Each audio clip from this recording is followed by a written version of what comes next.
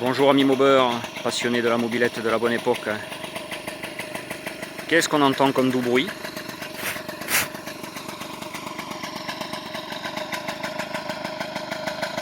Voilà, revoici mon 103 Racing 1987 terminé, en train de tourner avec un beau bruit qui doit vous rappeler la bonne époque, surtout ceux de mon âge, quoi, on va dire. L'époque du Ninja Warm-Up. Voilà.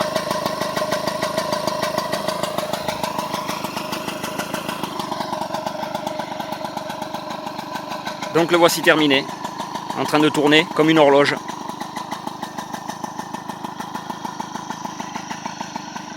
Tout fonctionne, les phares, le feu arrière.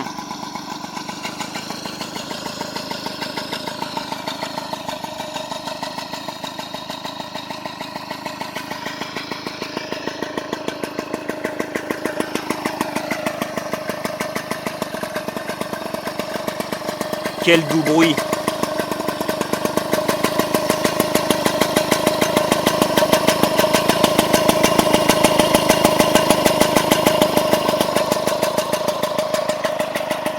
Et rien que pour les oreilles.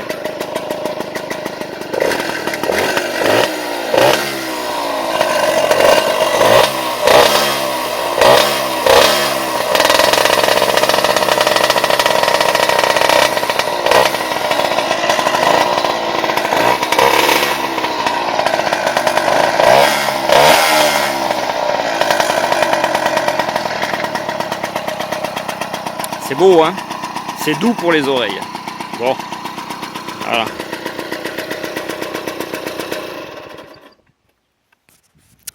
Bon, pour qu'on s'entende un peu mieux. Donc vous l'aurez entendu tourner. Donc pourquoi j'ai fait tourner avant la présentation? Parce que c'est la seule et unique machine Peugeot 103 qui démarre à la poussette. Il n'y a pas d'autre solution. D'origine, pas de pédale, pas de kick. Voilà pourquoi. Donc je l'ai démarré avant. Comme ça vous avez pu entendre le doux bruit du warm-up. Première génération. Donc voilà, il m'aura fallu un peu de temps pour la refaire. Bon, après il y a eu les vacances aussi, hein, j'avoue. Je n'étais pas tout le temps derrière. Donc la peinture a été refaite par mes soins bien sûr, entièrement. Voilà, avec sa couleur d'origine. Un rouge un peu orangé. Sur le film, je ne sais pas si on le voit bien. Donc, j'aurais trouvé les poignées rouges Domino neuves. Son compteur d'origine à fond noir.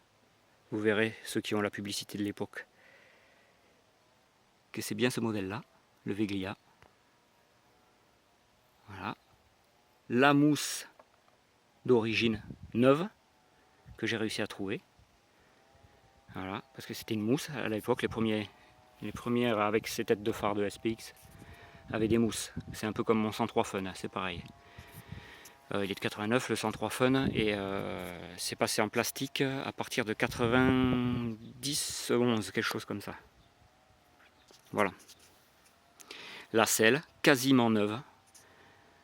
J'ai eu beaucoup de chance. J'ai eu affaire à un passionné aussi de mobilette qui connaissait mes films sur YouTube et qui du coup me l'a réservé. Voilà. Je l'en remercie. Comme ça j'ai pu faire la restauration vraiment convenablement. Voilà. Donc la selle est nickel, vous voyez.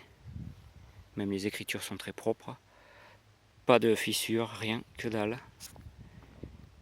Très souple. Voilà. Le rouge pétant est très nickel. Voilà. Donc par rapport au film, j'ai changé le garde-boue arrière parce que l'autre était cassé là sur le côté. Et donc j'aurais pu le refaire, mais bon, comme j'avais celui-ci en stock, mais il est d'occasion, mais je l'ai repeint. Il était rouge aussi d'origine. Bavette neuve que j'avais. Les jantes, un bon gros nettoyage pour refaire un peu les chromes et la peinture. Voilà. La peinture est celle d'origine des jantes, je ne l'ai pas repeinte. Amortisseur repeint, tout démonté, tout repeint. Voilà. Donc le warm-up. Hein. Warm-up refait aussi, poncé, vernis, haute température. les catadioptes que j'ai mis, que j'avais en stock aussi, neufs, dans les pochettes Peugeot, parce qu'ils n'y étaient plus. Donc les autocollants, ce sont des repros, mais quand même de très bonne qualité, malgré tout. Donc là-dessus, petite entorse, j'ai retiré le carbu de 12, et j'y ai mis un carbu de 15, bien sûr, un Dell'Orto. Voilà. Donc carbu 15 pour warm-up. Et voilà. L'embrayage aussi, j'ai mis un. Enfin l'embrayage, oui, le variateur. J'ai mis un Vario Polini, car celui d'origine était abîmé. Donc voilà. Bon, on le voit pas parce que c'est dessous. Donc on est obligé de monter ça pour monter le sabot. Donc voilà, il me manque que l'autocollant variateur ici, que j'espère trouver. Voilà. Plateau neuf, l'autre était tout usé. Petite chaîne quasiment neuf, on va dire. Voilà. Donc le sabot neuf, je l'avais depuis longtemps, mais il était noir, je l'ai repeint. Voilà. Garde-boue, c'est le sien d'origine que j'ai repeint, et j'ai fait donc la partie noire, comme d'origine. Voilà. Elle est montée sur pneu Hutchinson, GP1, en très bon état. Voilà. Baguette noire, d'origine. Donc ce sont toujours pareil, hein, son fameux Neyman. Avec capuchon neuf, support neuf.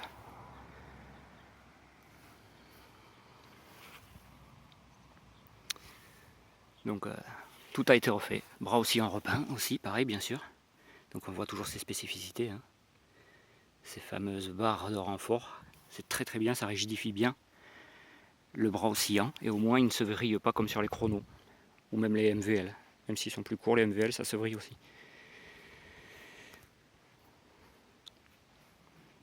Donc voilà, il tourne très bien. J'ai été faire un tour. Une tuerie.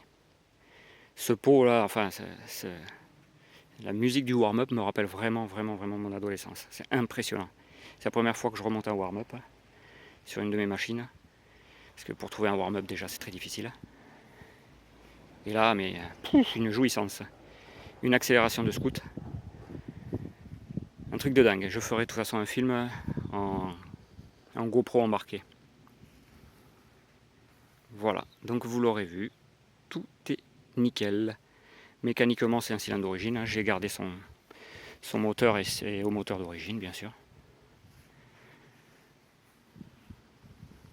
Donc voilà le résultat tant attendu, surtout pour moi.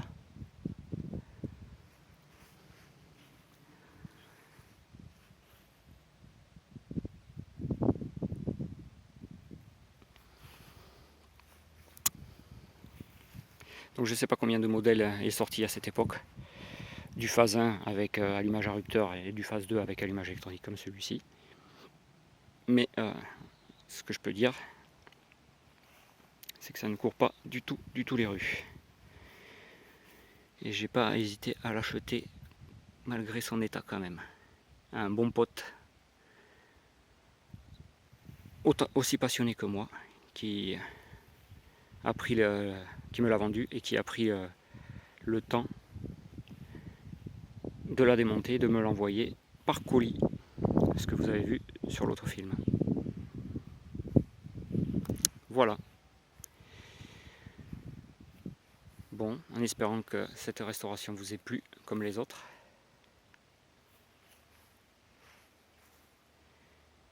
Et bien je vous dis à très bientôt pour une prochaine restauration ou présentation. Voilà. Allez, à die Schatzmund.